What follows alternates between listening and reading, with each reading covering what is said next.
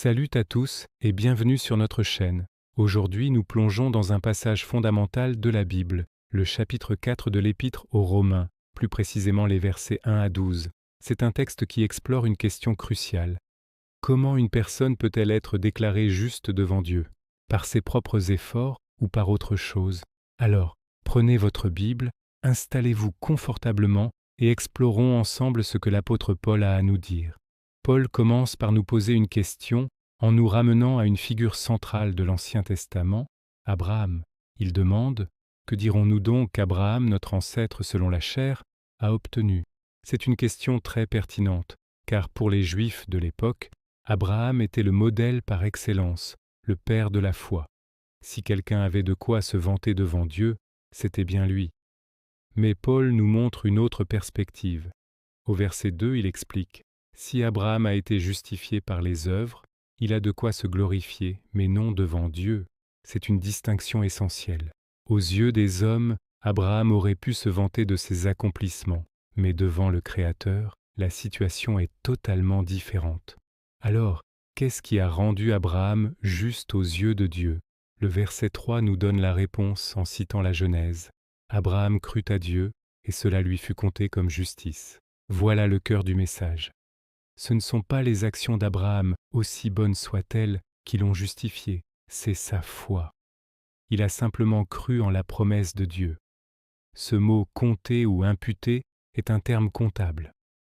C'est comme si Dieu avait crédité le compte d'Abraham avec la justice, non pas parce qu'il l'avait gagné, mais parce qu'il avait fait confiance à Dieu.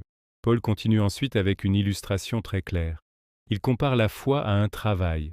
Au verset 4, il dit que celui qui travaille reçoit un salaire, non comme un cadeau, mais comme quelque chose qui lui est dû. C'est logique. Si vous travaillez, vous avez mérité votre paie, mais la justice de Dieu ne fonctionne pas comme ça.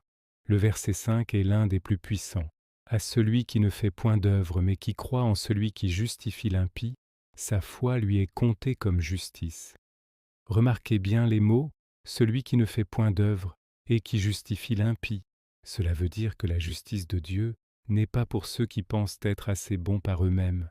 Elle est pour ceux qui reconnaissent qu'ils ne le sont pas, les impies, et qui placent leur confiance en Dieu seul pour être sauvés.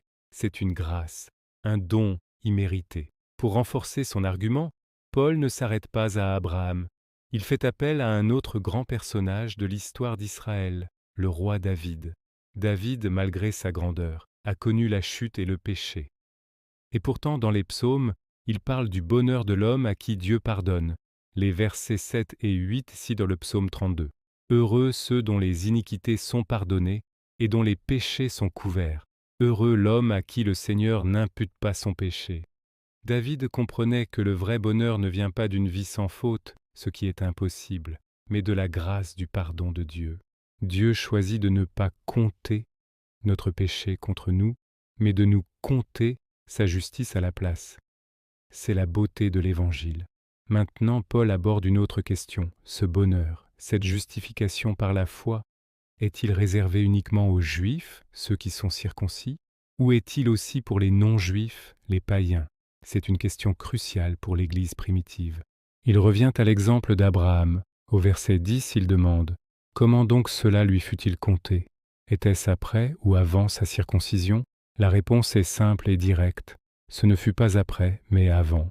En lisant la Genèse, on voit qu'Abraham a été déclaré juste au chapitre 15, bien avant d'être circoncis au chapitre 17. La circoncision, comme Paul l'explique au verset 11, n'était pas la cause de sa justice. C'était un sceau, un signe extérieur qui confirmait la justice qu'il avait déjà reçue par la foi. C'était une preuve visible d'une réalité spirituelle qui avait déjà eu lieu.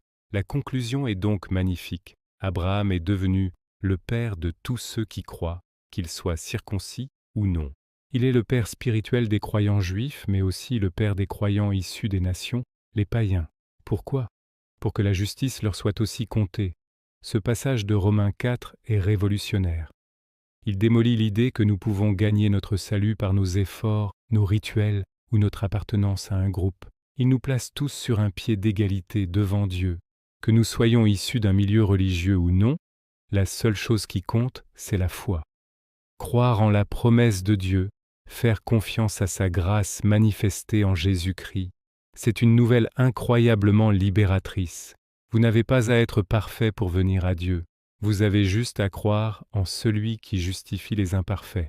Merci d'avoir regardé cette vidéo. J'espère que cette étude de Romains 4 vous a encouragé et éclairé. Si c'est le cas, n'hésitez pas à aimer la vidéo, à la partager et à vous abonner pour ne pas manquer nos prochaines études. Que Dieu vous bénisse et à très bientôt.